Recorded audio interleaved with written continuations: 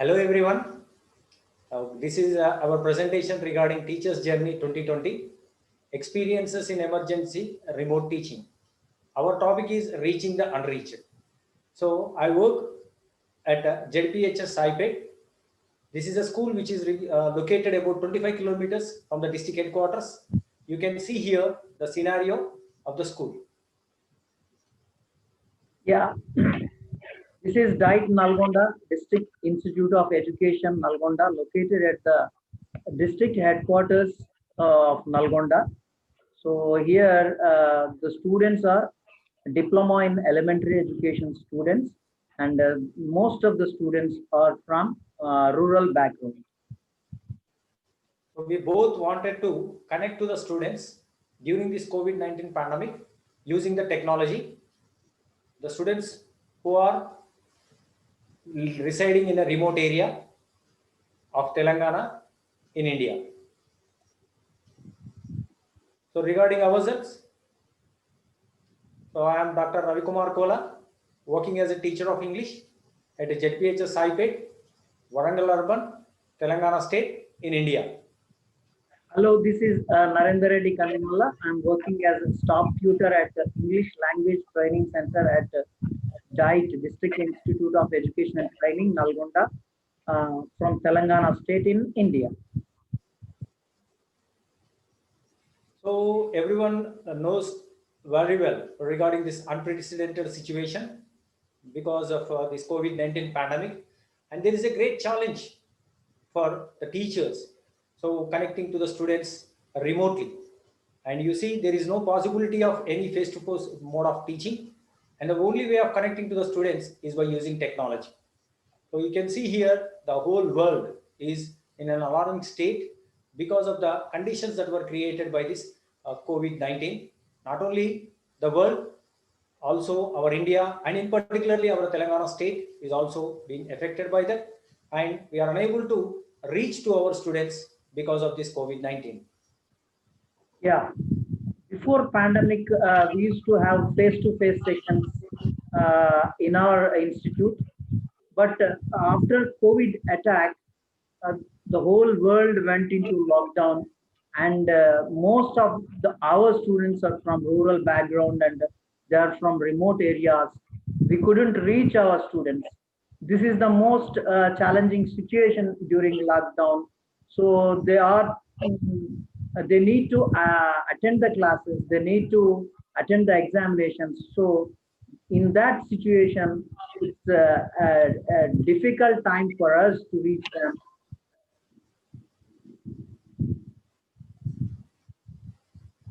Coming to the socio-economic conditions of our students. So here, most of the students who are in India are particularly to the government schools. So we both belong to the sector, that is education sector of government, that is run by the Department of Education, Telangana State. And here, the students particularly coming to our school and our institution, they are from the rural areas. And Telangana state is the youngest state, that is it was formed in the year 2014, and the majority of the students residing in our Telangana state are located in a remote areas from the district headquarters, and particularly the students coming to our school are from underprivileged sections of the society. Yeah, even in our institute also, 70% of the students are from rural background and their socio-economic conditions are very poor, and they have a lack of technological devices, and most of them are economically very poor. Most of their parents are agricultural laborers, and in this situation, so it's a very difficult task for us to reach them. And so in that situation, the people who are residing from the remote areas, they need our help, and we planned for a strategy regarding that. So hence we wanted to bridge the gap. So we wanted to reach the unreached, that is our students who are in the remote area. So because of the digital revolution that is instated by the government of India, from 2015, all the rural people got an access to the mobile network, and many of the mobile companies came forward and started their networks in the remote areas also. And because of this, there is also a gradual decrease in the cost of the mobiles that made availability of these devices to the rural people. So we started to think in a different way. So of connecting our students by the devices that are accessible to them. They don't have any desktops or laptops. The only devices that are available to them are the smartphones or mobiles. So we thought of connecting to our students only with the mobiles that are available to them, and we wanted to reach the children. Initially, most of the children are acquainted with the technology at our computer labs in our college or in our institute. But there was a kind of situation like digital divide. So few students, those who don't have devices, especially laptops and desktops, so they procured the mobile devices.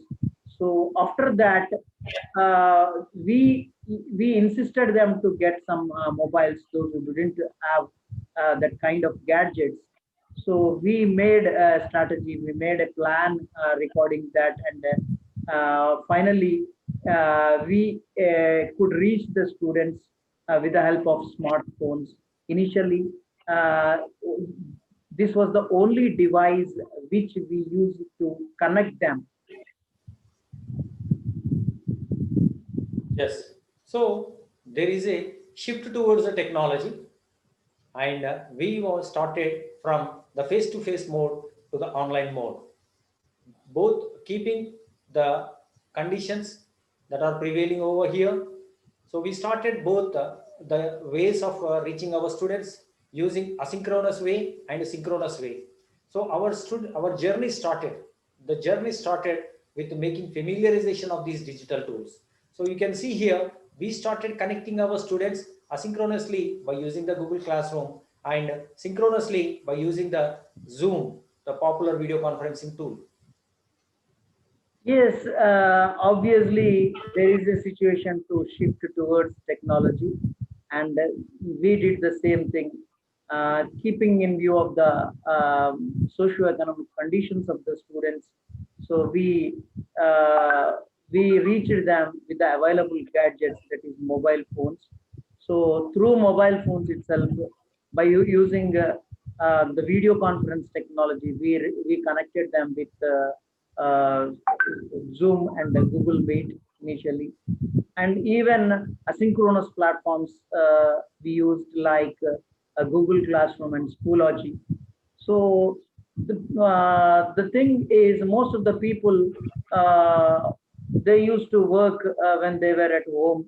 So in such situations, our students used to access with asynchronous tools mainly. So whenever they feel free, they started opening their logging into their asynchronous tools, and they started doing their assignments and tests, and they used to watch the content and read the content. So in this way, we planned for a shift towards technology. Yeah, coming to the execution part. So shifting needs a proper and meticulous planning. So because the students don't know of connecting remotely or how to join the online classes, so for the first time we started WhatsApp groups. Since all the students have got accessible to the smartphones, we asked them to install the popular social media app, that is WhatsApp. So we have created class-wise WhatsApp groups. So you can see here in this picture where the students from class 6th, 7th, 8th, 9th, and 10th. So we have created WhatsApp groups, and we have sent them the tutorials of how to get connected with the Google Meet or else with the Zoom. So this has what we done for creating a virtual learning environment. Yes, obviously we did that. We have created all WhatsApp groups, and we used other social media also like Facebook, etc. And even we used to mail them through Google Gmails, and we asked them to connect with the video conferencing tools synchronously. So especially our class went on ICT tools and related educational technology, related to educational technology, and also the psychology classes also dealt with there. So in this way, we reached our students during pandemic by virtual mode of learning, and we created such kind of virtual learning environment in order to reach our students. So here, so we adopted a strategy.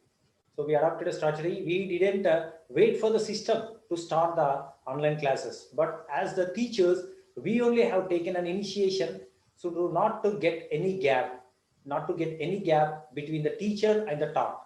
So what we thought is connecting is the new constructing.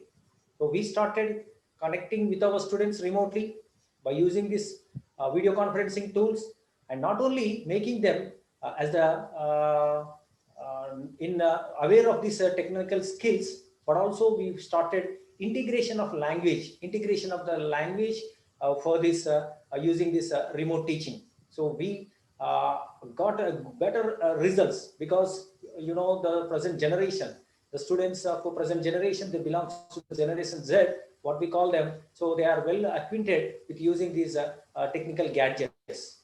So we started making them to use a different type of not only telling them the different lessons or the skills of the language, but we have started them to use different type of tools for creating documents and presentations, flashcards, 2D animation, and also they started using these tools for creating conversation, interviews, dramas, and mind mapping and podcasting. So these are the things which we have done.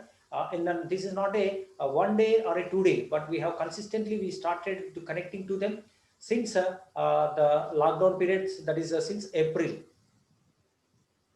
Yeah.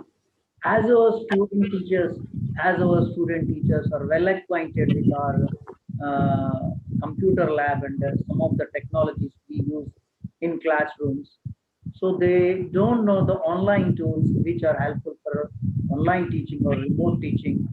So then in the month of April, we started our work, and initially we conducted some classes through online mode, especially through synchronous and asynchronous modes, regarding some of the online tools, some of the mind mapping tools, some of them what is that, the coordinative and collaborative tools.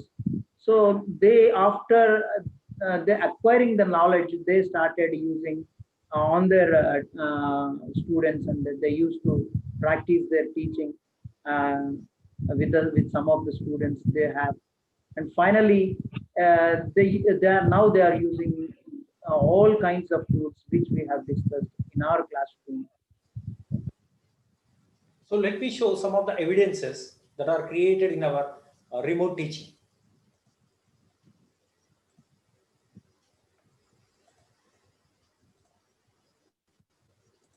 So here you can see the mind mapping for a particular lesson of Nick Vujicic, which is there in class 10. The students started creating this mind map about Nick Vujicic, his mother, his father, date of birth, occupation, hobbies, all these things. They started using this mind mapping tool, and we are very happy that students started coming forward, and all the students who are particularly reluctant in learning also, they came forward and they started doing these things. Here, these are more examples. So like this, they have created the mind mapping tools. And let me show you some of the uh, presentations also. So using this Google Slides, they also started you creating the presentations for this biographical sketch like that. So this is the presentation. Yeah, for the famous actor of our India, Amitabh Bachchan. So they started giving a presentation in the using Google Slides. So this is about the biography of Amitabh Bachchan. Not only presentations, mind mapping, but they started creating 2D animations also. So here is an interview. Good morning, Nick. Very good morning. Shall we start our interview? Yeah, sure. Who are your parents? My father Boris Vejicic, a computer programmer, and my mother is Laska Vejicic, nurse. How did they feel when you were born without arms and legs? They were shocked and disappointed to have their kid without legs. What is inspired you? So these are the different presentations that were prepared by our students. And now regarding our students, so I would like to share a few things. So this is the work we have done through Google Classroom, which is asynchronous platform. And these are the things we have done. Now I would like to share one more thing regarding the Schoology. Uh, so which is a learning management system.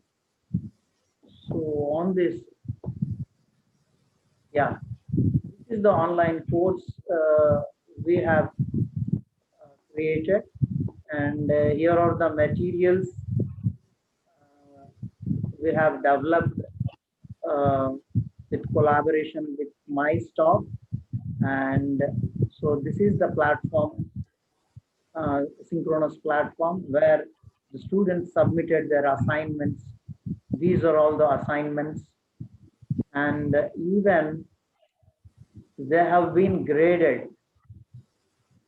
Yeah, their assignments and their tests, weekend tests, are being assigned here, are being evaluated and graded here.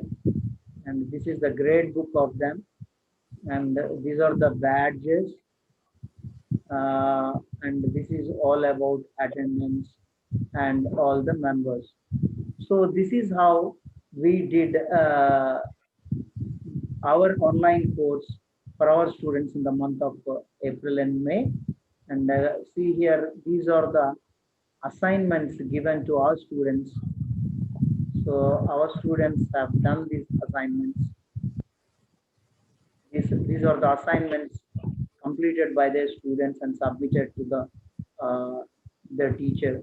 So in this way, we have conducted online course of educational technology, and we have introduced some ICT tools here, as the student teachers are supposed to teach in their classrooms as a practice session. So they are using the ICT tools right now, with the help of this tools. Yeah.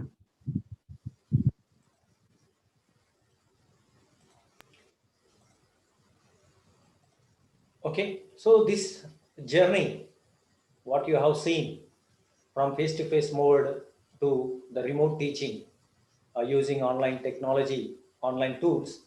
So this journey is particularly very different from the conventional mode, where we used to take only chalk and talk. But coming over here, we also got updated ourselves, upgraded ourselves, the skills, the technical skills, because we don't want to lose any connection between both the student and ourselves. So here, in particularly, by utilizing all these online tools, online web tools, we made the students as the 21st century learners by inculcating 21st century skills, like we made them to develop the 4 C's, like creativity, collaboration, communication, and critical thinking. So at last, I would say one thing, that there is a paradigm shift. There is a paradigm shift in the teaching learning process. So from lockdown experiences, me and myself and my students have learned a lot from this lockdown. So we learned how to reach students who are staying remotely, and so in the future, we got an idea, and we have developed a strategy to use this technology along with the face-to-face sessions in a blended mode. really virtual learning environment had acquired has created a lot of opportunities for us and my students to work creatively, to work collaboratively, and it has developed a lot of skills like critical thinking. And so this is how we have shifted our paradigm from face to face to uh, the virtual mode. So I think this is the best moment, this is the best experience which we have experienced for from the COVID times. So thank you everyone for your watching. Thank you everyone.